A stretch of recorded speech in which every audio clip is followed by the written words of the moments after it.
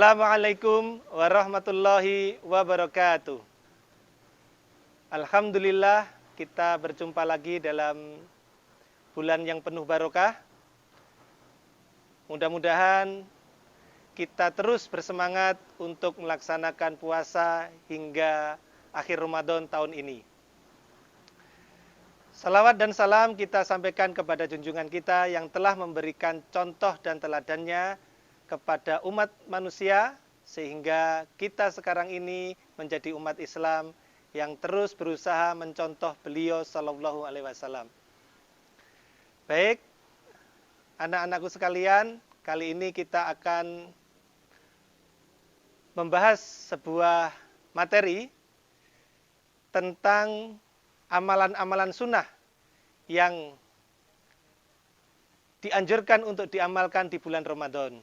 Kita tahu, selain amalan sunnah, ada amalan wajib yang harus kita laksanakan di bulan Ramadan, yaitu puasa mulai dari terbitnya fajar hingga tenggelamnya matahari. Selain itu, ada amalan-amalan sunnah yang harus kita lakukan untuk mengisi bulan Ramadan ini.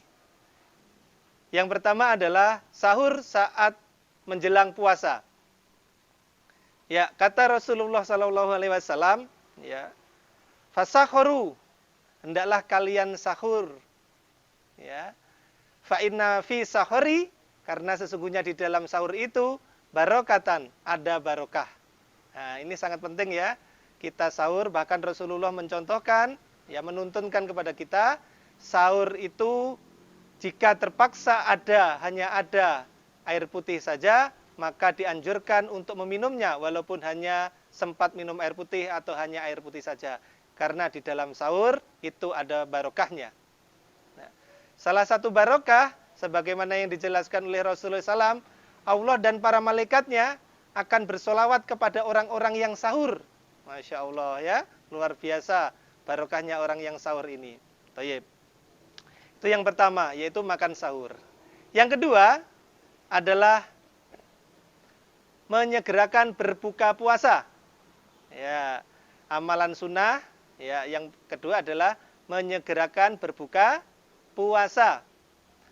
Sebagaimana kebiasaan Rasulullah Sallallahu Alaihi Wasallam, beliau itu terbiasa berbuka puasa dengan rutop, kurma segar. Ya. Kalau tidak ada, beliau berbuka puasa dengan kurma. Kalau tidak ada, beliau berpuasa dengan minum air putih sebelum sholat maghrib tentunya. Ya. Nah, terkait dengan berbuka puasa, segera berbuka puasa ini, Rasulullah SAW juga menjelaskan kepada kita bahwa umat Islam akan senantiasa dalam kebaikan selama dia menyegerakan berbuka puasa. Karena itu, kita dianjurkan untuk berbuka puasa, segera berbuka puasa setiap harinya di dalam bulan Ramadan ini. Ya.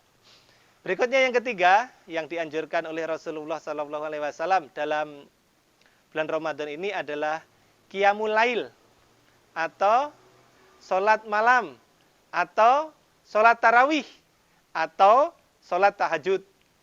Ya.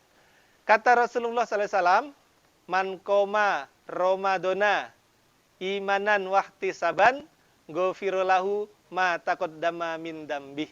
Kata beliau sallallahu alaihi wasallam, barang siapa yang berdiri untuk sholat di bulan Ramadan dengan iman dan mengharap pahala, maka akan diampuni dosa-dosanya yang telah lalu. Masya Allah, luar biasa ya. Berikutnya adalah yang keempat. Ya. Yang keempat adalah tilawatul Quran atau membaca Al-Quran. Kita tahu syahrul Ramadana ungzilal fihil Quran. Syahrul Ramadana adalah bulan di mana diturunkan Al-Quran. Kita juga tahu di dalam bulan Ramadan ini ada malam Lailatul Qadar yang di dalamnya diturunkan Al-Quran pertama kali oleh Allah Subhanahu wa taala. Inna anzalnahu fi lailatul qadar. Sesungguhnya dia Al-Quran kita turunkan pertama kali di malam Lailatul Qadar, yakni di 10 hari terakhir di bulan Ramadan. Ya. Nah, karena itu kita dianjurkan untuk banyak-banyak membaca Al-Quran. Ada sebuah riwayat yang dijelaskan oleh Ibnu Abbas, salah seorang sahabat Rasulullah. Dia menjelaskan, di setiap bulan Ramadan, Jibril itu datang kepada Rasulullah. Jibril mendengarkan bacaan Quran Rasulullah.